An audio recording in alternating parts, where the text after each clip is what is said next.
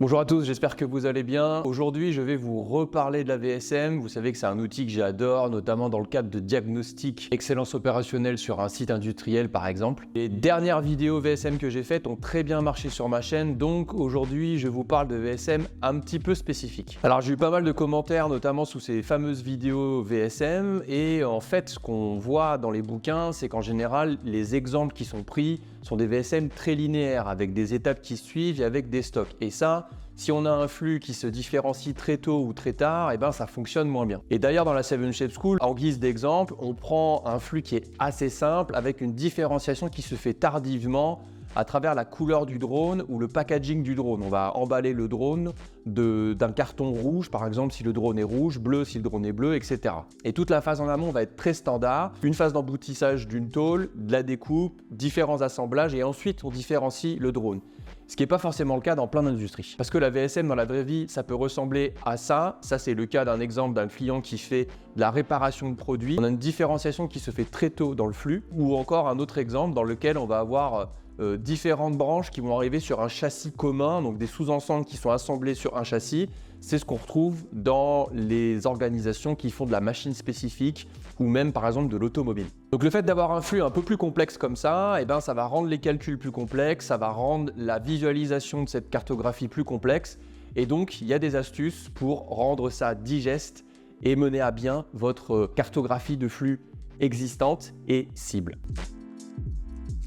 Mais d'abord, je vous présente un peu les différents types de flux. On parle de différenciation avancée ou retardée et je vous fais un petit dessin. Donc comme je vous le disais, on a différentes typologies de production et notamment celle de la 7 Shape School, c'est une production en râteau. C'est-à-dire que vous allez avoir une étape de production standard qui va aller vers une autre étape de production, qui va aller vers une autre étape de production, etc., etc. Et donc, toute cette partie-là va être un flux standard dans lequel vous allez avoir, donc comme dans la school, une phase d'emboutissage, une phase de découpe, une phase d'assemblage, etc. Et on va avoir un sous-ensemble commun à travers toutes ces étapes de production. Et ensuite, à la fin de cette étape, on va avoir une différenciation dans laquelle je vais avoir donc ma phase ici de peinture qui va emmener vers un emballage et un drone unique. Donc là, par exemple, ici, ça va être le drone rouge, par exemple. Ici, je vais avoir du coup une autre phase de production pour un autre type de produit, une autre couleur en fait. Et donc, je vais avoir un drone bleu ici, par exemple, et une référence verte ici. Donc ça, c'est ce qu'on appelle un flux en râteau, parce que ça a une forme de râteau, c'est tout bête. Un autre type de production, ce qu'on appelle une différenciation qui va être avancée.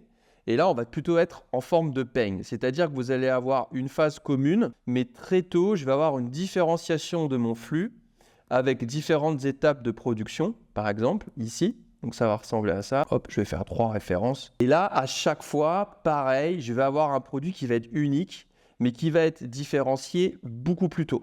C'est-à-dire, par exemple, imaginons que dans la 7 Shape School, j'ai ici un emboutissage qui soit commun et une phase de découpe qui soit différente. Rapidement, je vais du coup prendre un embranchement ou l'embranchement bleu ou l'embranchement vert. L'autre organisation, c'est donc moi ce que j'appelle le peigne inversé. Vous allez avoir une multitude de sous-ensembles qui vont arriver sur un sous-ensemble commun. Ça va être regroupé du coup sur des étapes communes et vous allez avoir une phase un peu identique, voire quelque chose qui peut se redifférencier un petit peu plus tard. Ça peut, il y a tous les types de flux qui existent.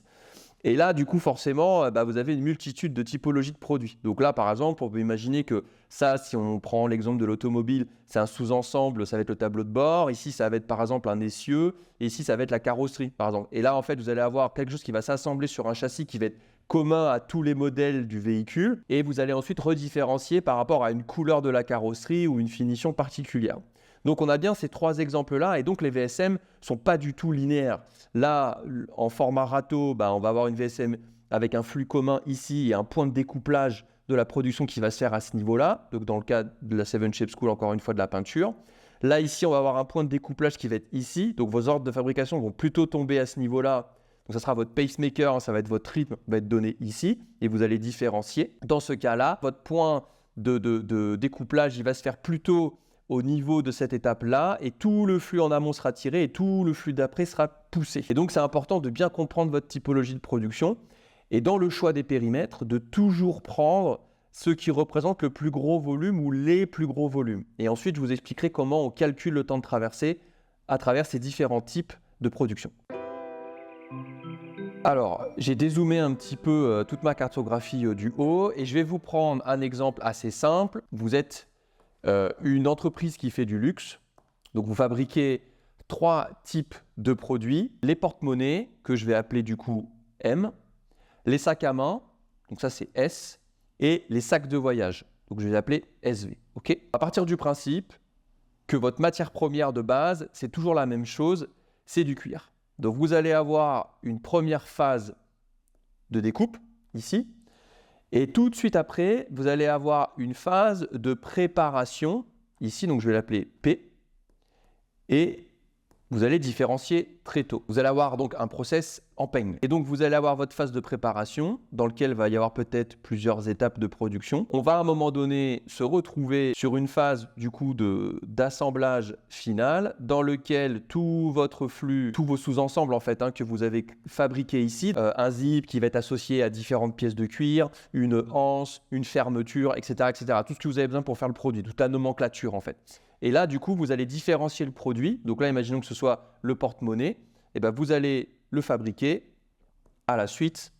Et à la fin, vous allez avoir votre porte-monnaie. Sac à main représente 60% du volume. Que le porte-monnaie, lui, représente 30% du volume. Et que le sac de voyage ne représente que 10% du volume, par exemple.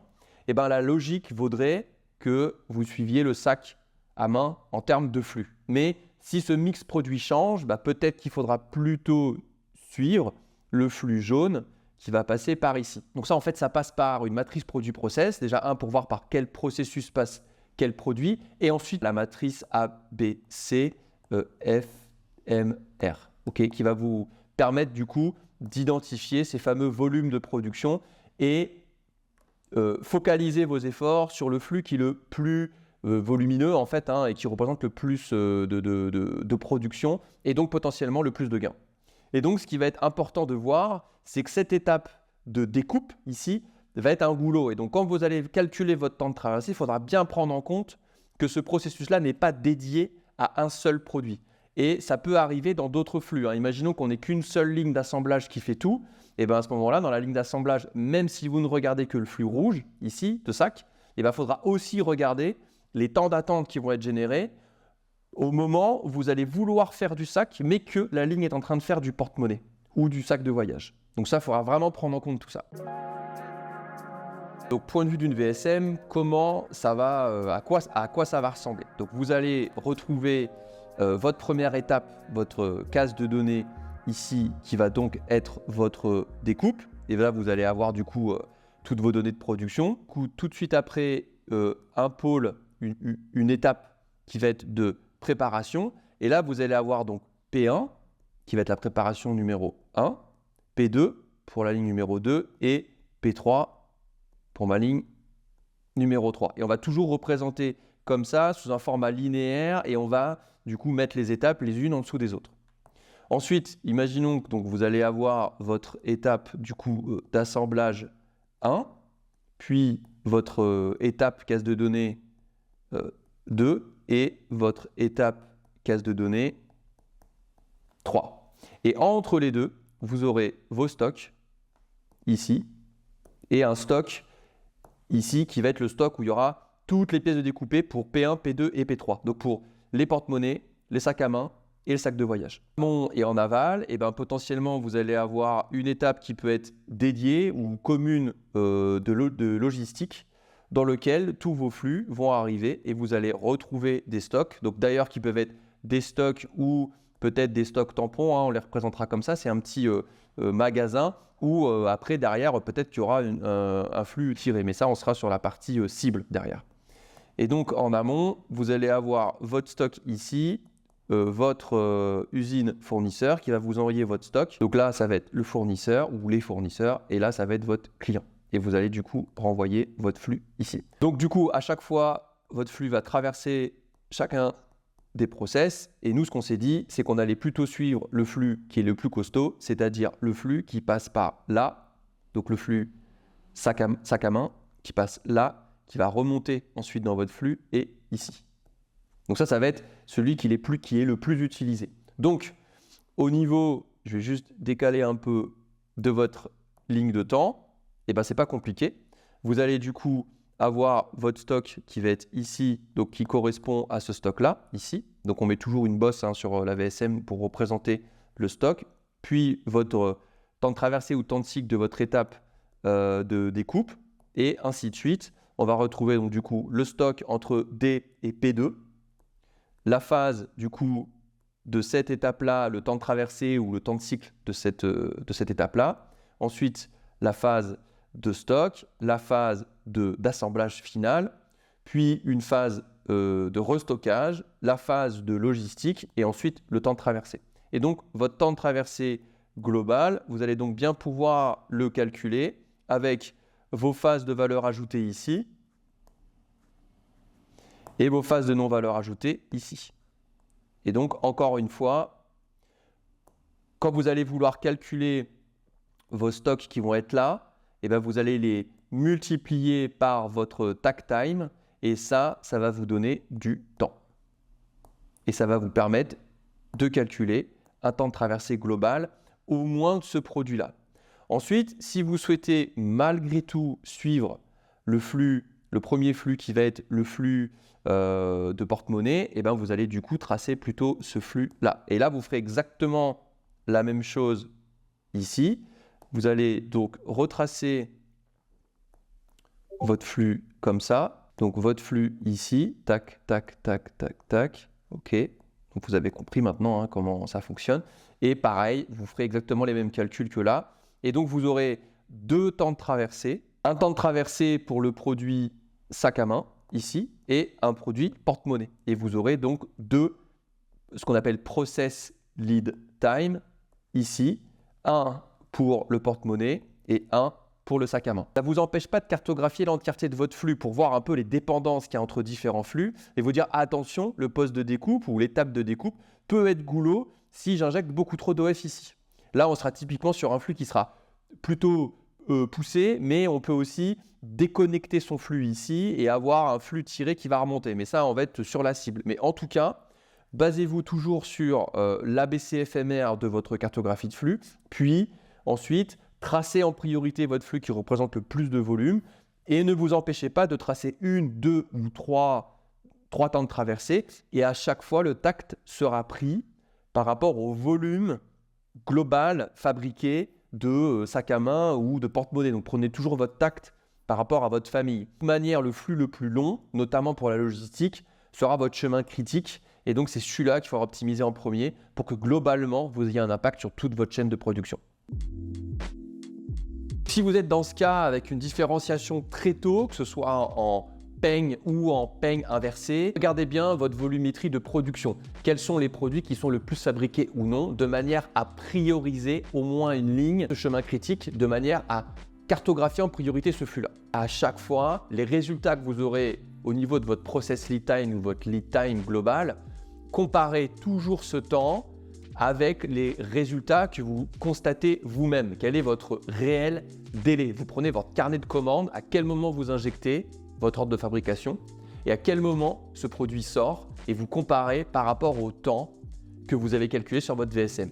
Il faut vraiment toujours être proche de la réalité. Donc dans le cas du multiflux avec notamment des machines qui ne sont pas dédiées à un seul produit, prenez toujours en compte la file d'attente, le temps d'attente qu'il va y avoir de prise en compte du prochain OF parce que ça va venir augmenter votre temps de traversée global et c'est souvent là qu'on va retrouver les véritables chiffres qu'on constate sur votre carnet de commandes ou dans votre ERP. Ce type de cartographie, ça prend un peu plus de temps à être réalisé, mais avec un peu de pratique, vous allez y arriver, il n'y a pas de souci et c'est pas vraiment plus compliqué, juste ça prend plus de temps, il y a plus de post-it, il y a plus de flux à mesurer, donc il faudra prendre peut-être 1 ou 2 journées de plus versus une VSM très simple où en 2-3 jours c'est réglé. Également, à chaque fois en parallèle de votre VSM, faites toujours un spaghetti flux. Prenez votre plan d'aplante et tracez le flux, dans mon cas, des sacs à main, des porte-monnaies et des sacs de voyage. Ça va vous permettre de voir s'il y a des croisements de flux et peut-être d'avoir une stratégie de dédier des flux suivant les volumes,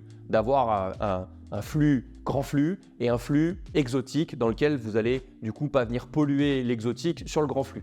Ça, c'est des stratégies qu'on peut prendre notamment dans la cartographie cible que vous allez tracer. J'espère que cette vidéo vous aura aidé à y voir un petit peu plus clair sur la VSM. Si vous avez des questions, n'hésitez pas à me les poser en commentaire. Si cette vidéo vous a plu, n'hésitez pas à mettre un petit like et surtout à vous abonner. Ça m'aide à continuer ce que je fais sur cette chaîne. Moi, je vous dis à très bientôt pour une prochaine vidéo. Ciao, ciao.